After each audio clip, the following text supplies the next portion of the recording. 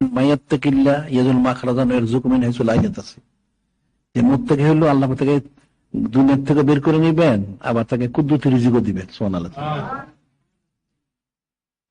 এগুলি এগুলি যারা মাদ্রাসায় পড়ে বা পড়ে এদের এগুলি আলোচনা করা উচিত, বেশি বেশি বেশি বেশি আলোচনা করা উচিত। যত নূরে মুজাসসাম হাবিবুল্লাহ হুজুর পাক সাল্লাল্লাহু আলাইহি ওয়াসাল্লাম বললেন, ইন্নী লাআলামু আয়াতান লাউ আখাযান নাসু বিহা লাকাফাতহুম।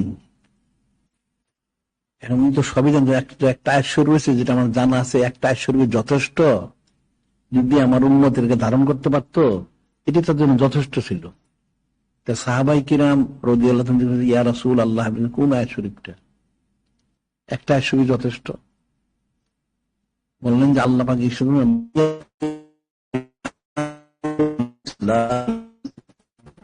মাইয়াত্তাকিল্লাহ, যে হাকিকি মুত্তাকি হইল, আল্লাহ পাকে বলেন মুত্তাকি হইল।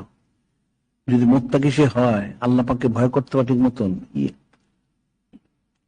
ইয়াজাল মাখরাজান, আল্লাহ পাক তাকে গায়রুল্লাহ মহব্বতে বের করে নিয়ে আসবেন। ওয়ারযুকহু মিন হাইসু লা ইয়াহতাসিব, এমন রিজিক তাকে দিবেন সে কল্পনাও করতে পারবে না। সুবহানাল্লাহ। মুত্তাকি হওয়ার মধ্যে তো ফজিলত রয়ে গেছে। মুত্তাকি তো ওই বাইরে করে তো মুত্তাকি হইতে পারবে না। ইলমে দ্বীন অর্জন করলে তখন সে মুত্তাকি হইতে পারবে। ইলমে দ্বীন অর্জন করবে, সুন্নাত উপর ইত্তেবা করবে, তখন সে মুত্তাকি হবে, তখন তার কুদরতি ফয়সালা হবে।